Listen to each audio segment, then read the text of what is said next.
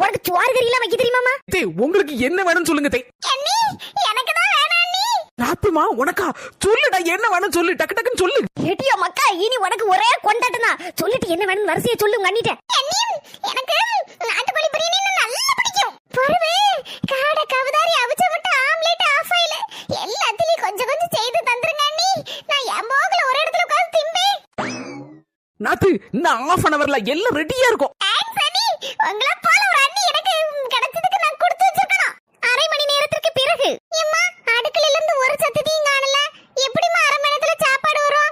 மணி அரை மணி நேரம் ஆக போகுது. பெட்ரூம்ல இருந்து ஏதோ சத்தம் கேட்க மாதிரி இருக்கு. வா பாப்போம். கோழி கறி வைக்குமா? கோழி மாதிரி கிடந்து ஆடிட்டு கிடக்கா மரமாளே. என்னதே கோழி கறி வைக்க போறேன்னா? நான் எங்க செய்ய போறேன்னு சொன்னேன். எல்லாம் சொமேட்டோல ஆர்டர் பண்ணிருக்கேன். 5 நிமிஷத்துல இப்ப வந்துரும்.